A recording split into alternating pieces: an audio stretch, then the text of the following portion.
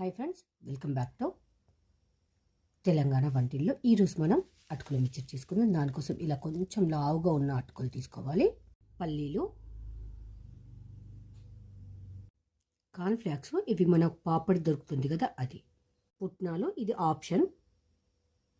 పచ్చిమిర్చి, కరివేపాకు, తంచుకున్న వెల్లుల్లిపాయ.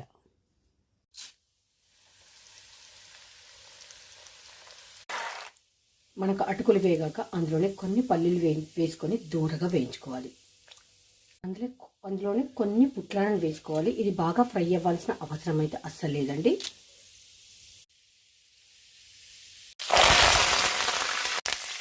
అందులోనే కొంచెం కరివేపాకు వేసి ఫ్రై చేసుకోవాలి. అందులోకి కొన్ని పచ్చిమిరపకాయలు కూడా ఫ్రై అయిపోయాయి. అందులోనే మనకు కొంచెం కార్న్ఫ్లాక్ వేసుకుంటూ ఇది కూడా వేయించేసుకుందాం. కొంచెం వెల్లుల్లిపాయ కచ్చా పచ్చగా దంచుకొని ఫ్రై చేసుకోవాలి.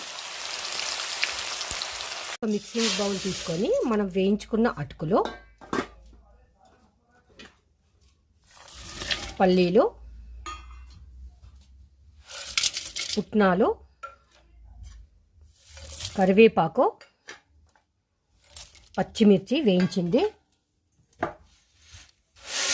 కార్న్ఫ్లాకు, ఎల్లిపాయ, కారం పొడి, నేను ఒక 2 స్పూన్స్ వేస్తున్నా. ఇందులో ఆల్రెడీ నేను సాల్ట్ కలిపి పెట్టుకున్నాను. కొంచెం సాల్ట్, కొంచెం పసుపు. ఇప్పుడు ఇవన్నీ నీట్గా మిక్స్ చేసుకుందాం హ్యాండ్ ప్రెస్ చేస్తూ. కొంచెం ఫ్రీ టైం దొరికినప్పుడు ఇలా చేసి పెట్టుకుంటే ఈవినింగ్ రాగానే తినడానికి టేస్టీగా అండ్ ఈజీగా కూడా ఉంటుంది.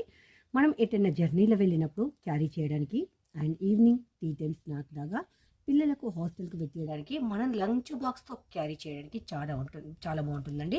అదేవిధంగా టేస్ట్ ఉంటుంది అండ్ మనకు మంచి క్రిస్పీగా వచ్చింది. చూడండి, ఒక్కసారి మీరు ఇలా చూడండి అటుకులు ఎంత సాఫ్ట్గా వచ్చిందో.